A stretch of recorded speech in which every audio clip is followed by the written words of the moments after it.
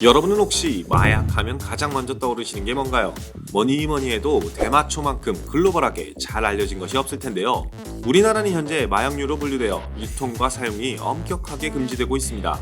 하지만 그 중독성과 부작용이 다른 환각제 등의 마약에 비해서 약하기 때문에 미국의 몇몇 주 또는 서구권 여러 국가들에서는 다양한 수준에서 대마 흡입을 허용하고 있기도 합니다.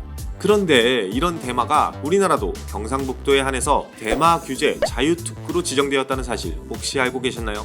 그리고 우리나라도 사실 아주 오래전부터 대마를 재배해왔다는 사실 알고 계셨나요? 오늘은 우리나라의 대마, 과거와 미래에 대해서 알아볼까 합니다. 사실 우리나라에서 대마는 대마잎보다 그 대마 줄기를 이용한 천연 섬유로 역사가 시작됩니다. 우리 민족도 대마 줄기 껍질을 이용해 삼배를 만들어 옷감으로 사용했는데 여러 문헌들에서 보면 고구려 시조 동명성왕 당시부터 이미 삼배에 대한 기록이 나온다고 합니다. 고구려라면 우리나라도 아주 오래전부터 이미 대마를 이용해왔네요.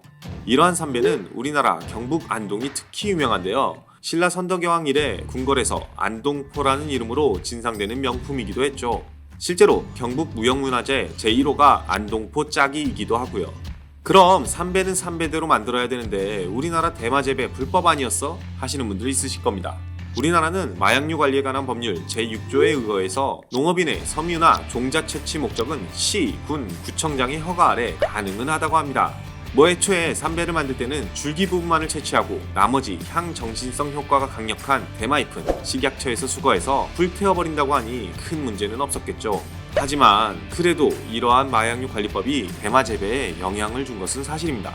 1970년대 초까지만 하더라도 3,000헥타르, 여의도 면적의 3배가 넘던 대마 재배 면적은 1977년 대마관리법이 시행되면서 458헥타르로 축소되고 대마 산업 종사자 수도 급감하였습니다. 심지어 최근에는 질 좋고 값싼 화학섬유가 출현하면서 점점 삼배를 생산하는 경제성이 떨어지게 되었고 이제는 망자가 땅에 묻히기 전에 입는 수의 정도로 그 명맥을 유지하고 있다고 합니다. 어찌 보면 우리나라의 역사와 함께한 대마, 우리나라에서는 그 역사를 이어가기가 더 이상 힘든 걸까요? 그렇지 않습니다. 이런 고민을 한 번에 해결해줄 대마 산업의 제도약 기틀이 작년에 마련됐다고 합니다. 그것은 바로 대마 규제 자유특구 지정. 삼배의 고장 안동을 대마 규제 자유특구로 지정하면서 이 옷감의 원료로만 사용하던 대마를 의약품 원료로 부활시켜 새로운 대마 산업 동력을 만들어가기로 하였습니다. 갑자기 대마로 의약용품이라 하니 의아하실 수도 있습니다. 대마잎은 사실 환각물질 이외에도 뇌전증 같은 난치병 치료제에 뛰어난 효과를 가진 칸나비디올 성분을 함유하고 있습니다. 이미 미국, 캐나다, 독일 등에서는 임상실험을 거쳐 자폐증이나 치매 등 신경질환에 대한 효능을 인정받았고요. 그렇기에 지난해에는 우리나라도 마약류 관리법이 개정되면서 자가치료용으로 사용할 수 있게 되기도 하였습니다. 이러한 대마 산업의 변신은 옷감 이외에도 의약용품 대마 재배를 바탕으로 경북 안동의 대마 산업의 명맥을 이어가겠다는 의지. 실제로 정부는 2022년까지 이 특구에 450억 원을 투자해 대마에서 뽑아낸 물질로 의약품 원료도 만들고 수출도 하기로 했다고 합니다. 이외에도 풍산읍 일대에 경북 바이오 산업단지를 개발, 대마 기반 바이오 산업 특화 단지로 육성해서 바이오 기업들의 투자 유치를 집중한다고 합니다.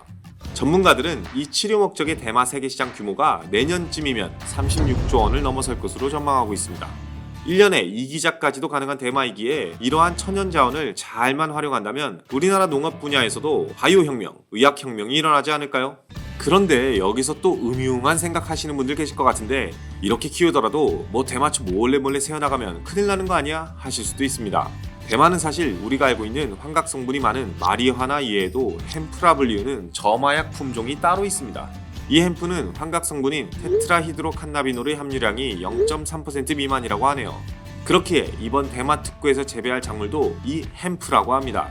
실제로 대마 특구의 정식 명칭은 산업용 햄프 특구니까요. 거기에 스마트팜에서 별도 관리를 하며 블록체인 기술을 활용하여 이 햄프 관리 시스템에 도입하겠다고 하니 예기치 못한 대마 유출이나 환각 효과를 기대하지 마시기 바랍니다.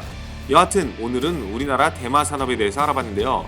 특구 지정으로 고부가 가치 바이오 소재 시장을 창출하겠다는 정부와 경북 안동, 법에 치이고 화학섬유에 치여 점점 잃어가던 산업이었지만 이제라도 여러 새로운 고부가 가치 산업으로 변모해서 옛날의 명성을 꼭 이어가고 경북과 안동도 함께 성장했으면 하는 바람입니다.